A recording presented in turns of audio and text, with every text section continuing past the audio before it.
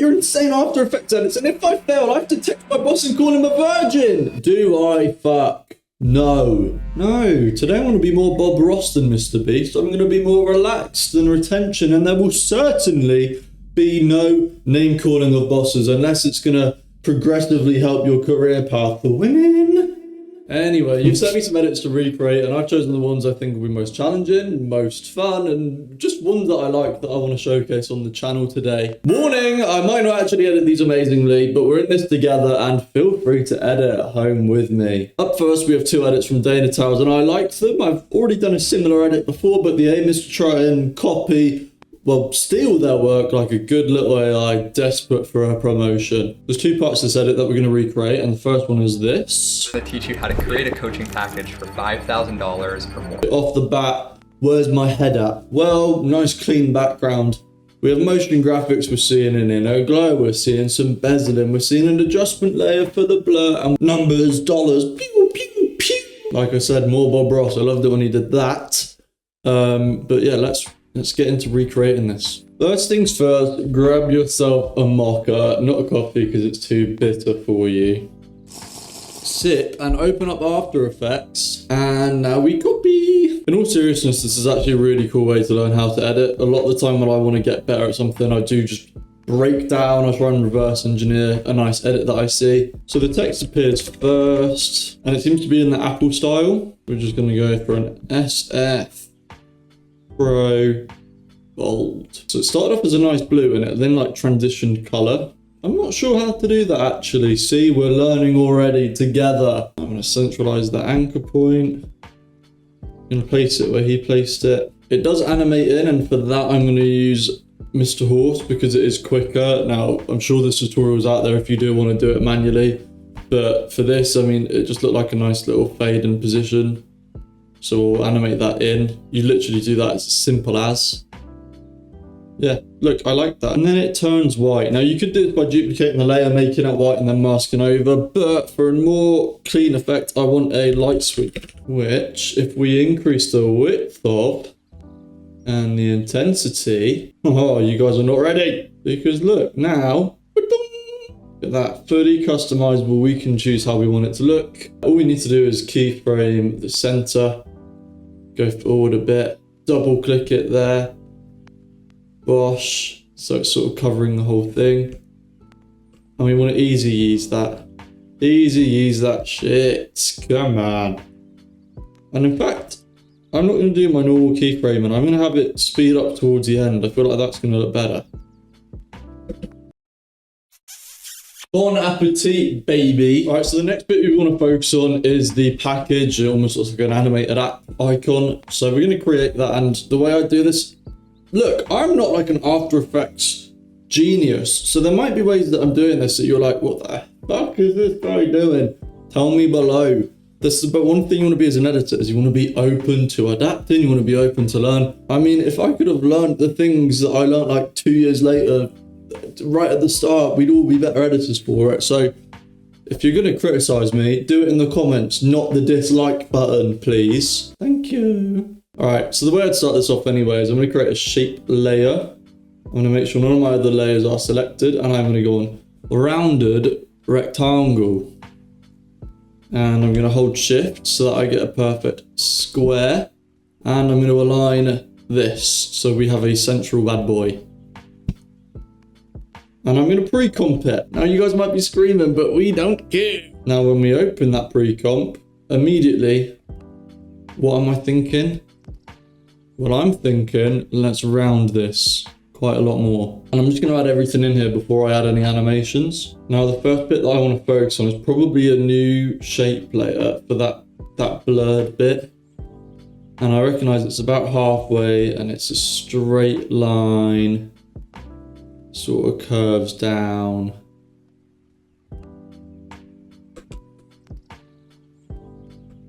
Damn, I'm no good with curves, you know.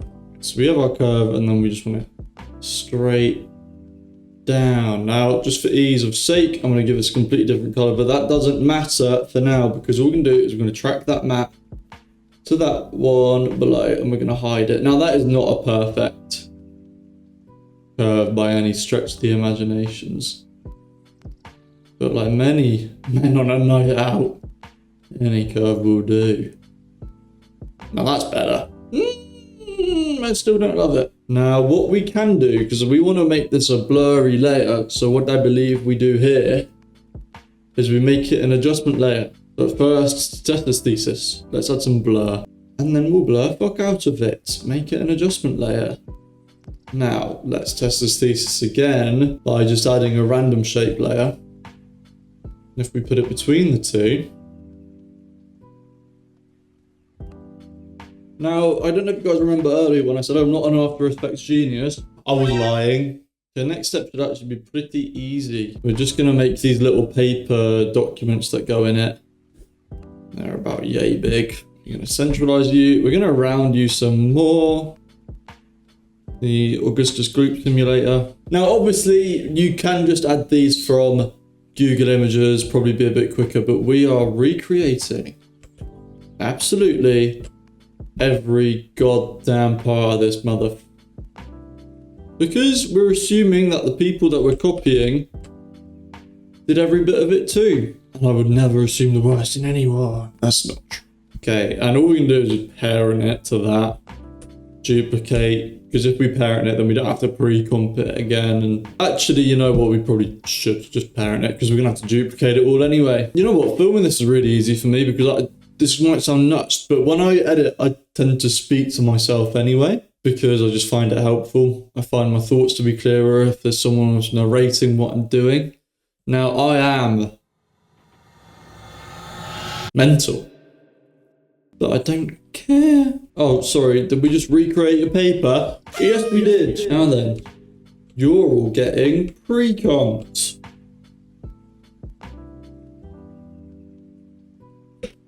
Maybe we want to change the type of blur that's on this because I don't know if it's the right blur, but we'll get to that later because for now, let's just position this bad boy. We'll duplicate it 3 times first. This is actually a really nice edit from Dana Tiles. I really do like it.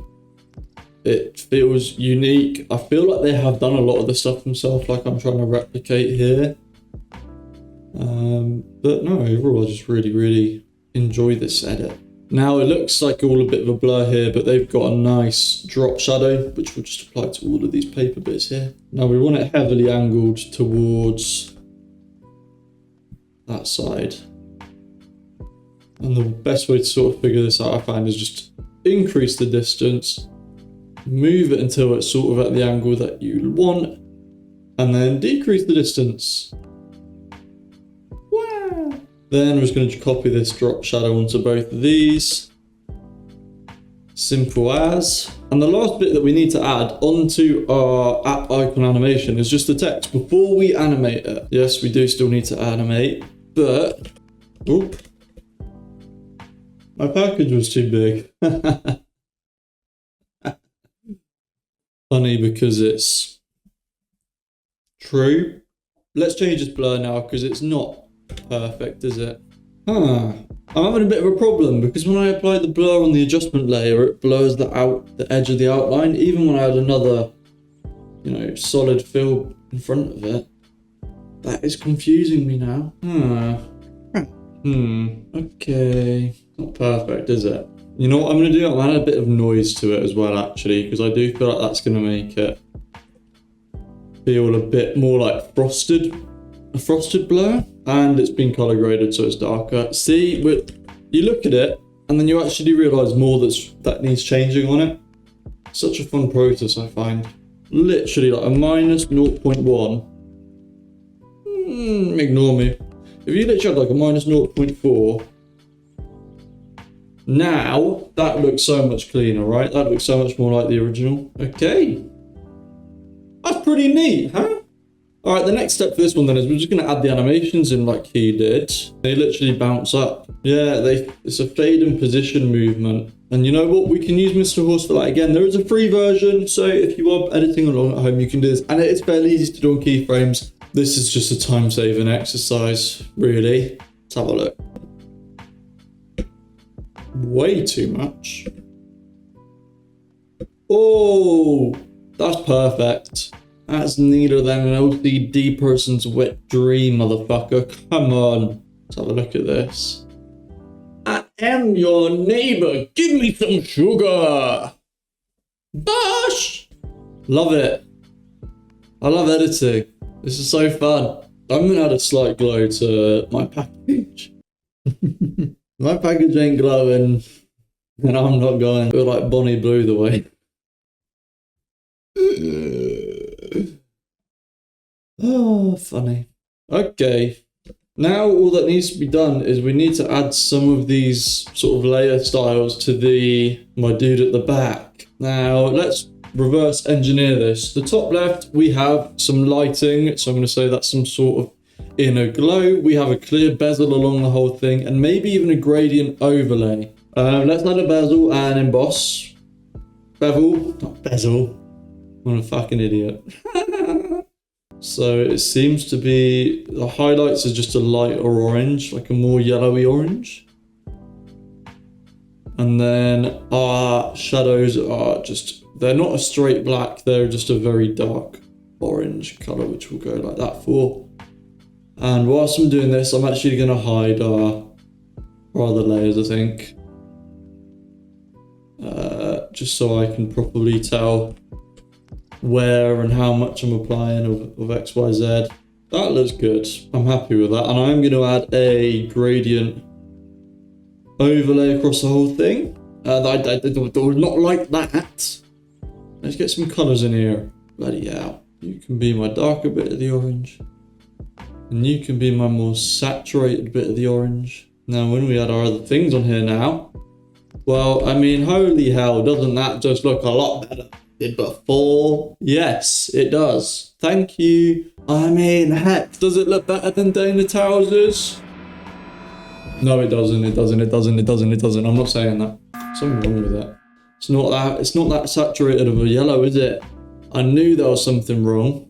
God, I'm so bad at editing. Guys, I don't know how to do that lovely corner shadow that he's done, which I know that's freaking newbie of me, but I'm just going to do it with a bit of masking.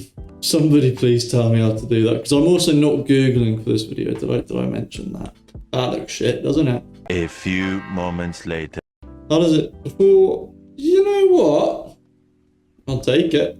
It's not exactly the same, but I'm going to say, you know what? It is close enough. I really like what I've done with it. Now to animate it in, it's fades and angles up. Once again, you can't go wrong with a Mr. Horse preset here. Because we know what we have to do. We have to do a fade in position and a rotate, which they don't have. So it's fine. We'll do a fade and rotate. No, or will we?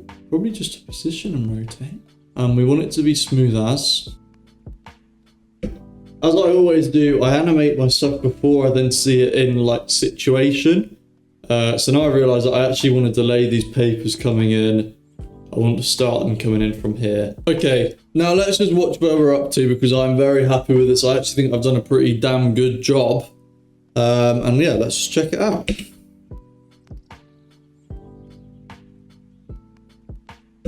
I mean, you compare that to the original and I feel like that's pretty solid. There's some really nice motion on it, which maybe mine's lacking. Yeah, I want these to come in earlier, and I actually want these to have bigger bounces. All right, let's set this out. Now that I've made some tweaks, the text comes in way too quick as well.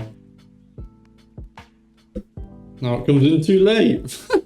Oh, let's have a look now. Cool, I'm happy with it. And then we have a fancy squiggly line come out of this mother trucker. Easy way to do this. I lie, it's not easy. I'm no good at this stuff. But I'm just gonna curve the living daylights out or something until I'm happy with it. I'll add a stroke to it. And I'm gonna look at something which is a horrible, disjointed, ugly line. Why is it pointy?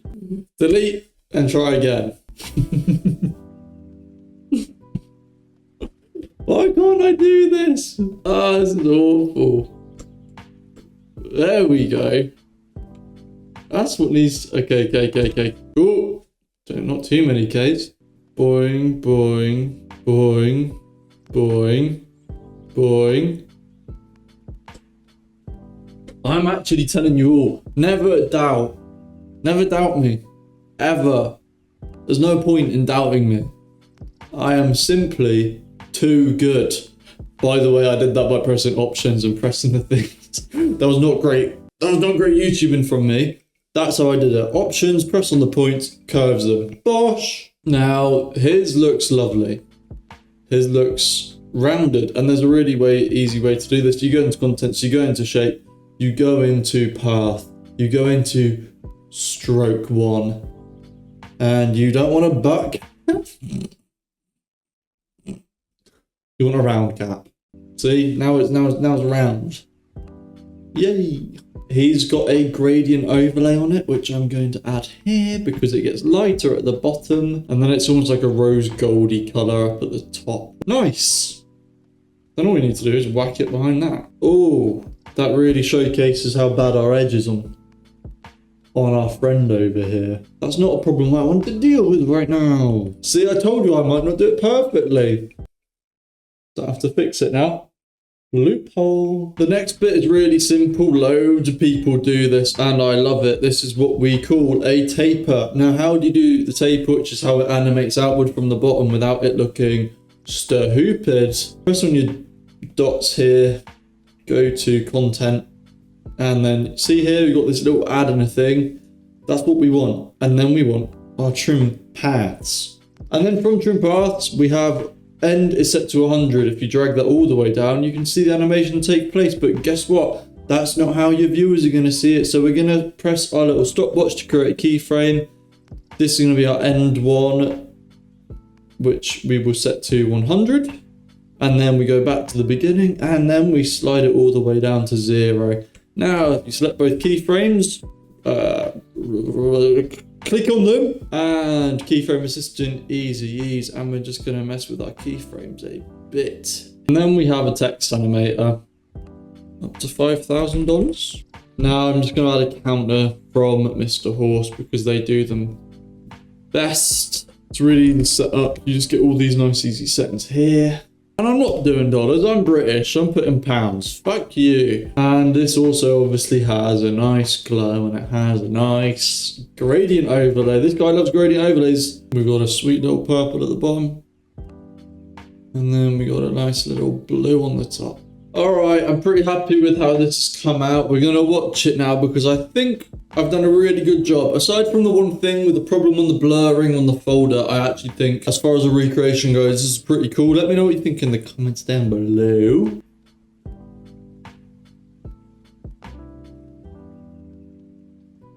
Wow, I'm happy with that.